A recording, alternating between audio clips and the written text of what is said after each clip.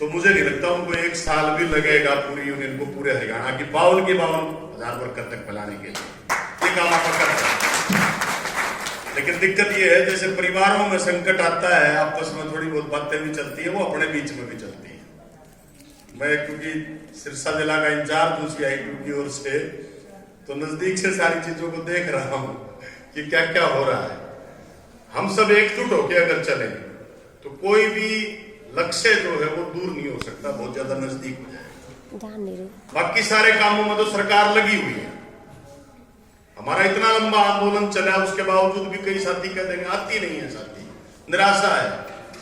वो निराशा इसलिए है कि आंदोलन तो समझौता हो चुका, स्थगित कर दिया, उसके बाद सरकार तो अपने काम पर लग गई, हम अपने काम पर नहीं लगे। सरकार तो आपकी हर एक वर्कर तक पहुंची है, कोई टर्मिनेट है ना है, सबके पास गई है, उसका तो पूरा ढांचा है। ढांचा हमारा भी है। अगर हमारी सारी पदाधिकारी मिलके हर वर्कर तक जाती तो मैं तो कम से कम दावे के साथ कह सकता हूं कि जो हालात आप बयां करते हो उसके ठीक विपरीत स्थिति होती, आज भी बेहतर हो सकती है। अब चुनाव होने हैं, आप साइलेंट बैठ जाएंगे क्या? चुनाव में नहीं बैठ सकते। जिन 10 सालों को हमने भुगता है, 10 साल हमने गाड़ियां निकाली हैं, सड़कों पर आप झंडे जुलूस लेके गए हैं, विरोध किया है, उस 10 साल का हिसाब किताब अब चुनाव में होना है। अब जो ये देश के पंचायत देश की सबसे बड़ी पंचायत के चुनाव होंगे, हरियाणा में 6 महीने बाद फिर चुनाव है विधानसभा के, हरियाणा का असेंबली का इलेक्शन होना है। इन चुनाव के अंदर भी हमारी यूनियन को निर्णय लेके बाकायदा अब हमारे देहात में रहने वाले, शहर के मोहल्लों में रहने वाले CITU से जुड़े हुए लोग, उनकी संख्या बहुत बड़ी है। अब दिक्कत यह है कि हमें पता नहीं है कि हमारी ताकत कितनी बड़ी है।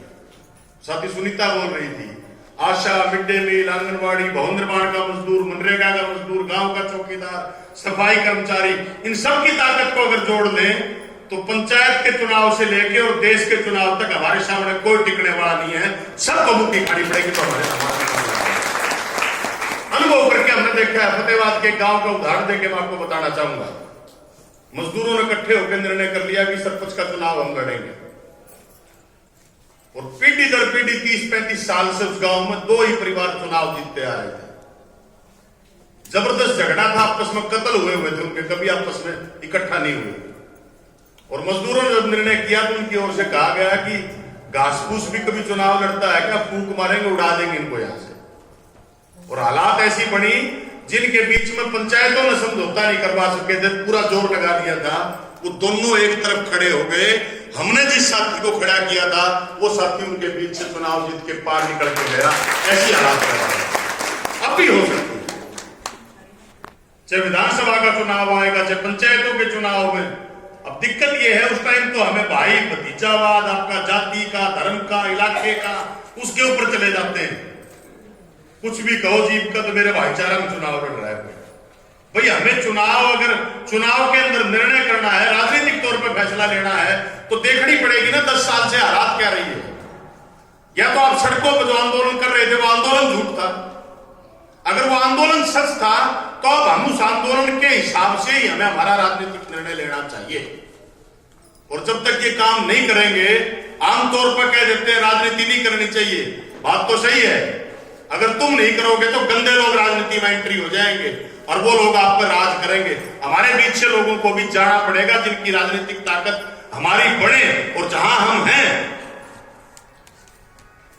चाहे वो मजदूर है चाहे किसान है, केरल के अंदर लाल झंडे के नेतृत्व में सरकार चल रही है।